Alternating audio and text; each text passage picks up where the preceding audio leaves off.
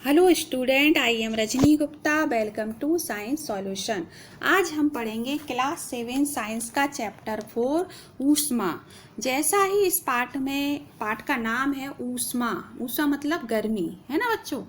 ऊष्मा मतलब क्या? गर्मी। गर्मी। अब अपन को गर्मी का एहसास क्यों होता है ना। लेकिन जैसे आपने देखा होगा कि हम गर्मियों में कैसे हल्के रंग के कपड़े पहनते हैं और कैसे कपड़े पहनते हैं, सूती पहनते हैं। लेकिन हम सर्दियों में कैसे वस्त्र पहनते हैं? ऊनी वस्त्र पहनते हैं। तो जैसे ही हम ऊनी वस्त्र पहनते हैं तो हमको गर्मी का एहसास होता है, और सर्दियों में जैसे ही हम सूती वस्त्र पहनते हैं तो हमको गर्मी नहीं लगती है। आपने देखा होगा सर्दियों में हमें घर के अंदर कैसा अनुभव होता है? ठंड का अनुभव होता है, और जबकि गर्मियों में घर के अंदर गर्मी का अनुभव होता है। तो ये ठंड और गर्मी का अनुभव हम कैसे करते हैं, और हम गर्मियों में वूलन कपड़े पहनने से हमें गर्मी का एहसास क्यों होता है? हाँ, और हल्के रंग के कपड़े पहनने से हमें हमें अच्छा गर्मियों में अच्छा क्यों लगता है, कम गर्मी क्यों लगती है? आज इन सब प्रश्नों के उत्तर अपन इस पाठ में जानेंगे। अब सबसे पहले अपन देखेंगे कि हमें ऐसी बहुत सी वस्तुएं हैं जो जिनको छीने जब हम छूते हैं तो हमें ठंड, जैसे आइसक्रीम है। आइसक्रीम को कैसा रहता है? ठंडी रहती है ना। चाय के प्याले में रखी चम्मच कैसी रहती है? हल्की गुनगुनी गर्म रहती है। फलों का रस शीतल ही रहता है। तलने के लिए उपयोग तो वो भी गर्म रहती है। तो ऐसी बहुत सी वस्तुएं जो गर्म और ठंडी रहती हैं उसको अपन अनुभव के द्वारा जान पाते हैं। लेकिन आप बता सकते हैं कि जो अपन अनुभव करते हैं वो बिल्कुल सही होता है? अच्छा, एक उदाहरण देते हैं। 3 मग है, चित्र में दिख रहा है आपको 3 मग, है ना। तो एक मग में हमने लिया ठंडा पानी। कैसा पानी? ठंडा। इसमें ठंडा, इसमें गर्म। ठीक है। तो अपन ने एक हाथ इसमें डाला, एक हाथ गर्म पानी में डाला कुछ देर के लिए। ठीक है। और फिर तीसरे जो मग में कुछ ठंडा और कुछ गर्म पानी मिलाया। तो कुछ समय तक अपन ने एक हाथ अपन ने मग ए में डाला ठंडे पानी में, और एक हाथ डाला मग बी में, जैसा चित्र में दिख रहा है आपको। और फिर कुछ समय बाद ये दोनों हाथ एक साथ अपन ने तीसरे मग में डाला। तो जो ठंडा मग्गा था, है ना, ठंडा मग्गा, इसका ये हाथ अपन ने यहाँ डाला तो अपन को ठंडे का ही अनुभव होगा होगा और जी जो गर्म हाथ था इसमें अपना गर्म हाथ हो गया। जो अपन ने इसमें डाला तो गर्मी का। तो अपन कह सकते हैं कि अपनी स्पर्श इंद्रियां सही जवाब देती? नहीं देती, नहीं देती ना। तो अपन अनुभव के आधार पर ताप का अनुभव नहीं कर सकते हैं। तो इसके लिए हमें कुछ युक्ति की आवश्यकता होगी, है ना। तो क्या होता है कि हम अपनी जो स्पर्श इंद्रियां होती हैं उन पर विश्वास नहीं कर सकते, ये हमें कभी भी धोखा दे सकती हैं। तो ताप मापने के लिए उपयोग की जाने वाली युक्ति को हम क्या कहते हैं? थर्मामीटर। क्या कहते हैं बच्चों? थर्मामीटर या तापमापी कहते हैं। अब थर्मामीटर आपने देखा होगा, जैसे अपन को बुखार चढ़ता है तो जिस तापमापी से अपने शरीर को मापते वो होता है डॉक्टर थर्मामीटर। ये आपने बिल्कुल देखा होगा। डॉक्टर थर्मामीटर क्या होता है? डॉक्टर थर्मामीटर एक लंबी बारीक, जो दिख रही है आपको, डॉक्टर थर्म एक लंबी बारीक और एक समान व्यास की कांच की नली होती है। इसके अंदर पारा भरा होता है, और जो अब आपको ये गिनती दिख रही है ये तापमान है, जिसे अपन सेल्सियस कहते हैं, है ना। पारे जे थर्मामीटर पे आपको ताप मापने का एक मापक्रम दिखाई देता है। उपयोग किया जाने वाला मापक्रम सेल्सियस कहलाता है ना बच्चों। जो सेल्सियस, जो ये तापक्रम दिख रहा है इसे अपन क्या कहते हैं? सेल्सियस में ये रहता है। इसे बोलते हैं अपन डॉक्टर थर्मामीटर। ठीक है बच्चों, ये है अपना। और जो मानव शरीर का जो ताप होता है वो होता है 37 डिग्री सेंटीग्रेड, और डॉक्टर थर्मामीटर में जो ताप होता है 35 डिग्री सेंटीग्रेड से 42 डिग्री सेंटीग्रेड तक का ताप होता है, जो इससे अपन माप सकते हैं। किससे? Doctor thermometer. अब डॉक्टर थर्मामीटर का उपयोग करने के पहले हमें बहुत सारी सावधानियां करना चाहिए। जैसे अपन को बुखार आ गया और डॉक्टर थर्मामीटर का अपन को उपयोग करना है, तो ये क्वेश्चन भी आता है कि डॉक्टर थर्मामीटर का उपयोग करने के पहले हमें क्या क्या सावधानियां रखनी। सबसे पहले तो उसे अच्छे से धोना चाहिए, क्योंकि हो सकता है उसमें कोई कीटाणु हो, तो किसी एंटीसेप्टिक घोल से धोना चाहिए। एंटीसेप्टिक को अपन बोलते हैं पूर्ति रोधी। उपयोग से पहले अपन देखेंगे कि जो पारा है वो 35 डिग्री सेंटीग्रेड से नीचे हो। ठीक है। थर्मामीटर को पढ़ते समय पारे का तल दृष्टि रेखा की सीध में होना चाहिए, बिल्कुल सीधा पकड़ना, अपनी आंखों के सामने बिल्कुल सीधा। थर्मामीटर का उपयोग सावधानी पूर्वक करना चाहिए, क्योंकि किसी कठोर वस्तु से टकराने पर टूट सकता है। और थर्मामीटर का जो बल्ब है उसे हमें नहीं पकड़ना चाहिए, है ना। जैसे थर्मामीटर का को थर्मामीटर का टूटने का जो बल्ब है टूटने का डर रहता है। तो ये आपको समझ में आ गया होगा थर्मामीटर उपयोग करने के पहले सावधानियां। अब अपन पढ़ते हैं, एक ताप होता है प्रयोगशाला तापमापी। कितना क्या होता है? प्रयोगशाला तापमापी। तो अब जो मानव शरीर का जो तापमान होता है, एक चीज और मैं बताना चाहूंगी, जो मानव शरीर का जो तापमान होता है वो होता है 35 डिग्री सेंटीग्रेड से 42 डिग्री सेंटीग्रेड से अधिक नहीं होता मानव शरीर का ताप। और जो नॉर्मल टेम्परेचर होता है मानव शरीर का वो होता है 37 डिग्री सेंटीग्रेड। और इस थर्मामीटर का भी परिसर जो होता है 35 डिग्री सेंटीग्रेड से 42 डिग्री सेंटीग्रेड तक, इससे ज़्यादा का ताप अपन नहीं माप सकते। लेकिन आप ये देखो, अगर अपन को ये तो शरीर का तापमान माप, अगर अपन को किसी वस्तु का तापमान या किसी पानी का तापमान मापना, तो फिर अपन क्या यूज करेंगे? तो उसके लिए और जो प्रयोगशालाओं में देखा होगा तो किस ताप का प्रयोग होता है? उस अनताप को मापने के लिए हम प्रयोगशाला तापमापी का प्रयोग करते हैं। इसमें क्या होता है? माप अधिकतम न्यूनतम ताप होता है, इसमें अधिकतम भी होता है न्यूनतम होता है। लेकिन इसका प्रयोगशाला तापमापी का जो परिसर होता है 10 डिग्री से 110 होता है। और इसका कितना रहता है? 35 डिग्री से 42 डिग्री सेल्सियस। बच्चों एक ऐसा प्रश्न भी आता है कि डॉक्टर थर्मामीटर और प्रयोगशाला तापमापी में क्या अंतर है? तो पहला अंतर तो यही है कि जो डॉक्टर थर्मामीटर है उससे मानव शरीर का ताप मापा जाता है ना।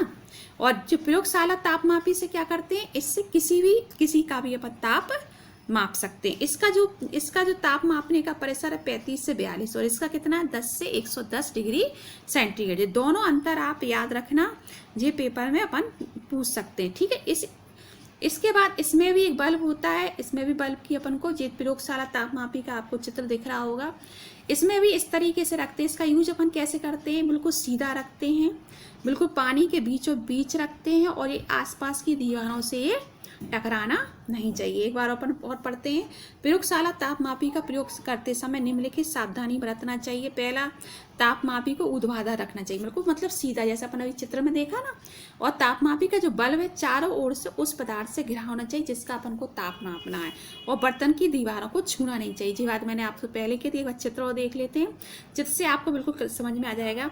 इसे बिल्कुल सीधा रखना है, दिख रहा है आपको? पहला पॉइंट है सीधा रखना है। और इसका जो बल्ब है, जो नीचे जो बल्ब है ना, बल्ब बिल्कुल पानी के बिल्कुल बीचों बीच, जिसका अपन को ताप मापना है उसके बिल्कुल बीचों बीच रखना। और ये दीवारों से टकराना नहीं चाहिए, बिल्कुल सीधा होना चाहिए, ठीक है ना। ये प्रयोगशाला तापमापी। बच्चों इनका चित्र भी आप याद कर लेना, पेपर में ये पूछा जा सकता है। अब आजकल एक आने लगा, एक डिजिटल थर्मामीटर आने लगा है बच्चों। इसमें पारे का प्रयोग नहीं होता है, जैसे हिंदी में कहते हैं अंकीय तापमापी।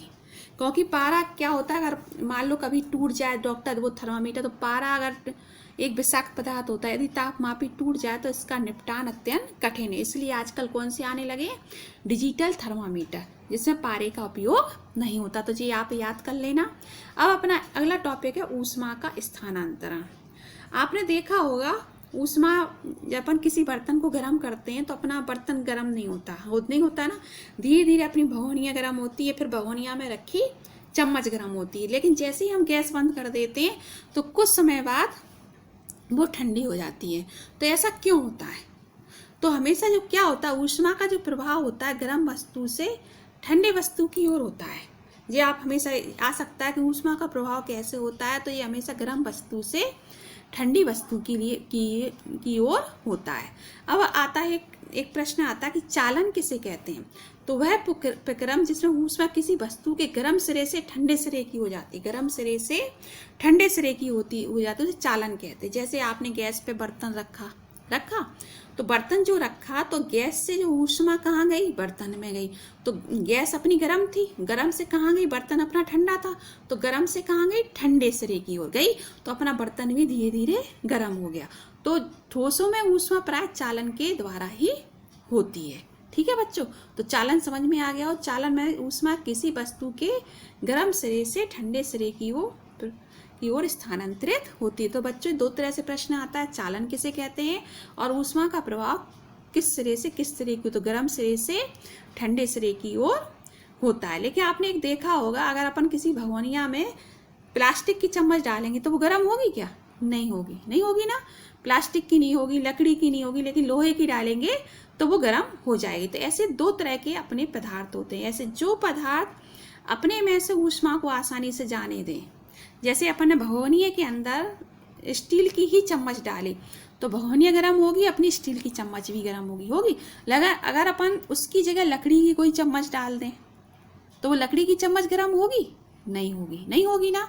तो ऐसे जो पदार्थ अपने से ऊपर ऊष्मा को जाने दें, मतलब गर्म हो जाए, तो वो ऊष्मा चालक कहलाए। जैसे एल्युमिनियम, जैसे अपने स्टील के बर्तन, आयरन, कॉपर में जितनी भी धातु हैं सब कैसी हैं? चालक हैं, क्योंकि ये जल्दी गर्म हो जाती। जैसे ही अपन इनको ऊष्मा देंगे तो ये गर्म हो जाएंगे। और जो पदार्थ अपने से होकर ऊष्मा को नहीं जाने दें वो क्या कहलाते हैं? ऊष्मा के कुचालक। जैसे लकड़ी है ना, लकड़ी को अगर अपन करें तो लकड़ी गर्म होती है? नहीं होती। और प्लास्टिक, ये ऊष्मारोधी। तो प्रश्न आ सकता है ऊष्मारोधी किसे कहते हैं या कुचालक किसे कहते हैं? तो जो अपने में से ऊष्मा को नहीं जाने दें तो वो ऊष्मारोधी कहलाते हैं, प्लास्टिक कहलाते हैं। ठीक है। जल और जो वायु ऊष्मा के कुचालक होते हैं। ये भी पूछ सकते हैं जल और वायु कैसे ऊष्मा के कुचालक, मतलब ये अपने में से वायु को जाने नहीं देते। फिर लेकिन जल गर्म के पर पानी गर्म कैसे हो जाता है ना। अगर ये अपने में से वायु ऊष्मा को नहीं जाने देते तो फिर पानी कैसे गर्म होता है? तो अपन इस बात पर चर्चा करते हैं। और जो वायु है, फिर वायु कैसे गर्म होती है? फिर अपन को कैसे लगती है गर्म हवा चल रही है? लगती है ना। पानी गर्म कैसे हो रहा? जब ये ऊष्मा के कुचालक हैं, ये गर्म नहीं होते हैं, तो फिर कैसे ये ऊष्मा का स्थानांतरण करते हैं? तो इस पर अपन चर्चा करते हैं। सबसे पहले अपन एक भगोनी में पानी रखते हैं। ठीक है बच्चों। जैसे ही अपन ने इसे पानी रखा तो क्या होता है? आपने देखा होगा जो पानी गर्म होता जाता है वो ऊपर उठता जाता है। वो पानी कैसा होता है? ऊपर उठता जाता है। और फिर सबसे पहले जैसे अपन ने गैस के ऊपर पानी रखा तो पहले नीचे का पानी गर्म होता है, फिर वो पानी ऊपर उठता है, फिर नीचे का पानी गर्म होकर फिर ये प्रक्रिया कब तक चलती है? जब तक पूरा पानी गर्म नहीं हो जाए। आपने देखा हो कभी आपने भगोनिया में पानी गर्म किया होगा या सब्जी गर्म की होगी कि ये सब्जी गर्म या सब्जी बनाई होगी तो क्या होता है? नीचे की सब्जी पहले गर्म होती, फिर अपन नितारते हैं तो नीचे की चीज़ फिर ऊपर आ जाती, फिर नीचे की गर्म होती। और ये प्रक्रिया जब तक चलती जब तक पूरी सब्जी बन नहीं जाए। ऐसी पानी में भी रहता है। पानी पहले नीचे का गर्म होता है। दूध को भी आप गर्म करना, पहले नीचे का गर्म होता है, फिर नीचे से सीधे ऊपर उठता है। ऐसे प्रक्रिया है जब तक चलती जब तक पूरा पानी गर्म। तो ये कौन सी विधि होती है? समहन। माने समहन के द्वारा जो पेपर में आता है, समहन किसे कहते हैं बच्चों? क्या आता है? समहन किसे कहते हैं? तो आप इसको याद कर लेना और पानी का उदाहरण याद कर लेना कि पानी किस तरीके से गर्म होता है। ये समहन के ही द्वारा गर्म होता है और समहन के द्वारा ही अपनी क्या होती है? वायु गर्म होती है। आपने देखा होगा जो गर्म वायु होती है वो ऊपर उठती है ना। और फिर ऐसे करके जब तक पूरी जो गर्म वायु ऊपर उठती जाती है तो समहन के द्वारा ही वायु में ऊष्मा का स्थानांतरण होता है। तो प्रश्न ऐसे आ सकता है कि वायु और जल ऊष्मा के कुचालक हैं, फिर भी इनमें ऊष्मा का स्थानांतरण कैसे होता है? तो कैसे होता है? समहन विधि के द्वारा होता है। और कैसे उठता है? तो अब जो गर्म होती है वो ऊपर उठती जाती है। इस प्रकार पूरी वायु गर्म होती है और जल भी गर्म होता है। देखो इसमें दिया भी है, वायु में ऊष्मा स्रोत के पास वायु गर्म होकर ऊपर उठती जाती है। इस प्रकार वायु भी गर्म हो जाती है। तो वायु और जल में ऊष्मा का स्थानांतरण किसके द्वारा होता है बच्चों? समहन के द्वारा। तो ये आप याद करें। पहले मैंने चालन बताया, अब समहन। अब इसके बाद अपन एक नेक्स्ट टॉपिक पे आते हैं। एक है समुद्र समीर, है ना। अब इस टॉपिक है जे ही समहन का उदाहरण है, समुद्र समीर और थल समीर। आपने देखा होगा समुद्र तटों पर क्या होता है कि चित्र से दिन का समय है। दिन के समय क्या होता है? दिन के समय समुद्र का पानी कैसा रहता है? ठंडा रहता है। तो ये ठंडी हवा किसकी ओर जाती है? स्थल की ओर जाती है जी जब चलती है दिन में। और रात में क्या उल्टा होता है? रात में क्या होता है? स्थल की ठंडी वायु कहाँ जा रही है? समुद्र में जा रही है। दिख रहा है चित्र में? इसमें स्थल से समुद्र में आ रही है ठंडी वायु। और दिन में क्या हो रहा है? समुद्र से स्थल की ओर जा रही है। जब समुद्र से स्थल की ओर जाती है वायु दिन में, उसे अपन बोलते हैं समुद्र समीर। और रात में ये घटना उल्टी होती। रात में क्या होती? स्थल से ठंडी वायु समुद्र में जाती, क्योंकि समुद्र में रात में गर्म हवा चलती। तो ये वाली जो घटना है, जो वहाँ समुद्र तटों पर रहने वाले लोग इस घटना का पूरी तरह से एंजॉय करते हैं, क्योंकि मनोरंजक घटना होती। दिन के समय स्थल जल की अपेक्षा शीघ्र गर्म होता है ना। तो समुद्र से कहाँ जाती है? समुद्र की ओर से ठंडी वायु स्थल की ओर बहती है, ठीक है, और उस जिसे अपन क्या कहते हैं? समुद्र समीर कहते हैं। और रात के टाइम क्या होता है? स्थल की ओर से ठंडी वायु समुद्र की ओर बहती है, जिसे हम बोलते हैं थल समीर कहते हैं, ठीक है बच्चों। अब अगला एक टॉपिक आता है विकिरण। विकिरण, इसको भी समझ लो। इसमें क्या होता है? जैसे अपन गैस से अपन को ऊष्मा कैसे प्राप्त होती है? जैसे अपन ने गैस पर भगोनिया रखी, तो गैस से भगोनिया तक जो एनर्जी ऊष्मा है वो कैसे पहुंची, या सूर्य के प्रकाश की गर्मी हम तक कैसे पहुंची? तो कौन सी प्रोसेस से पहुंचती है? विकिरण के द्वारा पहुंचती है ना बच्चों। इसमें कोई माध्यम नहीं होता ना, इसमें वायु और जल माध्यम नहीं होता। हमारे पास जो ऊष्मा आती है विकिरण के द्वारा आती है। सूर्य की जो रोशनी हम तक पहुंचती है वो विकिरण के द्वारा आती है। जैसे हीटर का जो ताप है बर्तन तक पहुंचता है, वो भी विकिरण के द्वारा ही पहुंचता है। तो ये आपको समझ में आ गया होगा। अगला टॉपिक है गर्मियों में हमारे वस्त्रों के प्रकार। गर्मियों में हम हल्के रंग के कपड़े पहनते हैं, जबकि सर्दियों में गहरे रंग के कपड़े पहनते हैं। ये प्रश्न आता है, इसको समझ लो। हल्के रंग के कपड़ों में क्या होता है? गर्मियों में हमें गर्मी लगती है तो कम गर्मी लगे इसके लिए से हमारा शरीर बाहर की गर्मी को ज़्यादा लेता है, तो हमें गर्मी लगती है। लेकिन जैसे ही हम हल्के रंग और सूती रंग के कपड़े पहनते हैं तो क्या होता है? तो ये क्या करते हैं, जो अपन ने गर्मी जो हमारे शरीर के अंदर, उसको जो बाहर निकालते हैं, है ना, उत्सर्जित करते हैं, जिससे हमको कम गर्मी लगती है। और जबकि गहरे रंग के उल्टा काम करते हैं। सर्दियों में हमें किसकी आवश्यकता है? गर्मी की। तो जो गहरे रंग के कपड़े ऊष्मा को अवशोषित करते हैं, मतलब जे ऊष्मा को निकालते हैं और जे ऊष्मा को अवशोषित करते हैं। जिस चीज़ की हमें आवश्यकता, गर्मी की आवश्यकता होती है सर्दियों, मतलब कि हमें ठंड ना लगे, तो हमें क्या करना है? गर्मी को ज़्यादा चाहिए, है ना, ऊष्मा ज़्यादा चाहिए। तो गहरे रंग के कपड़े क्या करेंगे? हमें ऊष्मा देंगे। और हल्के रंग के कपड़े क्या करेंगे? ऊष्मा को निकालेंगे। निकालने को विज्ञान की भाषा में बोलते हैं ऊष्मा को उत्सर्जन करना, और लेने को ऊष्मा को अवशोषित करना। तो ये आपको बात समझ में आ गई होगी। ये देखो, गहरे रंग के जो पृष्ठ की अपेक्षाकृत अधिक ऊष्मा अवशोषित करते हैं, ठीक है, इसलिए सर्दियों में गहरे रंग के वस्त्र पहनना में अच्छे लगते हैं। और हल्के रंग के जो कपड़े होते हैं ऊष्मी विकिरणों के अधिकांश भाग को परावर्तित कर, जो मैंने बोला ना, उत्सर्जित कर देते हैं, परावर्तित, इसलिए गर्मियों में हमें हल्के रंग के वस्त्र अधिक आरामदायक होते हैं। आपको समझ में आ गया होगा। अब अगला प्रश्न, सर्दियों में हम ऊनी वस्त्र क्यों पहनते हैं? अब आप इसको भी समझ लिए। सर्दियों में ऊनी वस्त्र क्यों पहनते हैं? हमें गर्मी का एहसास हो। तो गर्मी क्यों होती? क्योंकि ऊन के रेशों के बीच क्या होती? वायु फंस जाती है, वायु फंसी रहती है ऊन के रेशों, जिससे वायु का आदान प्रदान होता नहीं और हमें काय का उष्णता, गर्मी का एहसास होता है। तो ये चैप्टर पूरा हो गया। अब आते हैं प्रमुख शब्दों को समझते हैं। सेल्सियस स्केल क्या होता है? अभी अपन ने पढ़ा था, डॉक्टर थर्मामीटर में ताप को मापने का एक मापक्रम दिखाई देता है। ये मापक्रम ही सेल्सियस स्केल कहलाता है। इसे बोलते हैं डिग्री सेंटीग्रेड में प्रदर्शित करते हैं। अब चालन क्या होता है? वह विक्रम जिसमें ऊष्मा किसी वस्तु के गर्म सिरे से ठंडे सिरे की ओर फैलती है। कहाँ? गर्म सिरे से ठंडे सिरे की ओर, वो चालन होती है। इसका उदाहरण से आप अच्छे से याद करना। जैसे गैस पे अपन ने भगोनिया रखी, तो जो भगोनिया का गर्म होना होता है वो चालन भगोनिया जो गर्म हुई वो चालन के द्वारा हुई। मतलब इसमें जो गर्म से ठंडे सिरे की ओर, चालक क्या होता है? जो अपने से ऊष्मा को प्रभावित करने दे, जैसे धातु पूरी, अपने स्टील के बर्तन या तवा। संवहन क्या होता है? अपन ने पढ़ा वायु और जल क्या होते हैं? ऊष्मा के कुचालक होते हैं। फिर इसमें ऊष्मा का स्थानांतरण कैसे होता है? तो संवहन के द्वारा ही वायु और जल में ऊष्मा का स्थानांतरण होता है। इसके जरिए ही वायु और जो जल है गर्म होता है। अधिकतम न्यूनतम तापी क्या होता है? अधिकतम और न्यूनतम तापमान को मापने के लिए, इसकी मतलब अधिकतम न्यूनतम तापों की जानकारी के लिए अधिकतम न्यूनतम तापमापी का प्रयोग किया जाता है। फिर है ऊष्मारोधी। ऊष्मारोधी क्या होते हैं? जो अपने से होकर क्या ऊष्मा को प्रभावित नहीं करते, जैसे अपनी लकड़ी और प्लास्टिक। पढ़ा था अपन ने, प्लास्टिक,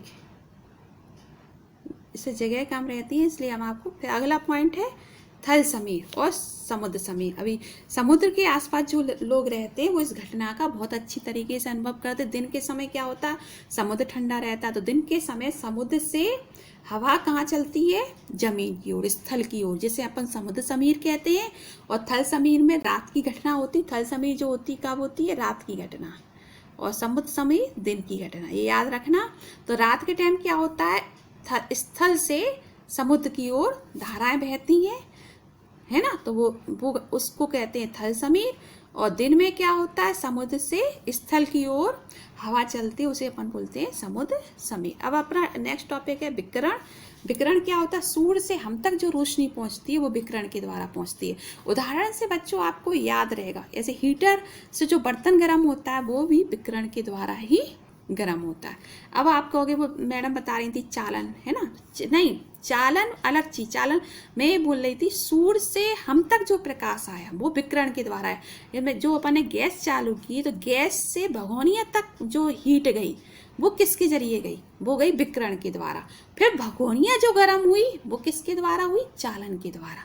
अब आपको समझ में आ गया होगा। और भगोनिया के अंदर जो पानी है वो किसके जरिए गर्म हुआ, वो समान के द्वारा गर्म हुआ। ठीक है। अब ताप क्या होता है, ताप वह उक्ति, ताप से अपन किसी वस्तु की ऊष्मा की उष्णता की कोटि का माप है। फिर तापमापी क्या होता है, तापमापी वह उक्ति जिससे अपन ताप मापते। थर्मामीटर अपन को पता ही है, डॉक्टर थर्मामीटर का उपयोग शरीर का ताप मापने के लिए किया जाता है। इस थर्मामीटर में जो ताप होता है 35 डिग्री सेंटीग्रेड से 42 डिग्री सेंटीग्रेड तक होता है, 35 से 42 42 तक होता है। फिर अंकीय तापमापी क्या होता है, आजकल इसी का प्रयोग करने लगे, जैसे डिजिटल थर्मामीटर बोलते हैं, इसमें पारे का उपयोग नहीं होता, नो यूज पार। अब है पूर्तिरोधी, ये शब्द बच्चों समझ लेना, इसमें अपन कंफ्यूज हो जाते हैं। इंग्लिश में तो अपन इस शब्द को जानते हैं, पूर्तिरोधी का अर्थ है एंटीसेप्टिक, है ना। अपन ने पढ़ा था डॉक्टर थर्मामीटर का प्रयोग करने से पहले उसे एंटीसेप्टिक या पूर्तिरोधी से धोना चाहिए, तो इसे उसे बोलते हैं पूर्तिरोधी। ये ऐसे द्रव होते हैं सूक्ष्म जीवों की वृद्धि को रोकते हैं। तो बच्चों आपको ये चैप्टर समझ में आ गया होगा। अगर आपको जो भी समस्या तो कमेंट सेक्शन में लिख देना, मैं सभी का रिस्पॉन्स देने, सभी का उत्तर देने की कोशिश करूँगी। घर पर रहें, सुरक्षित रहें। नेक्स्ट वीडियो में मिलते हैं। Good bye.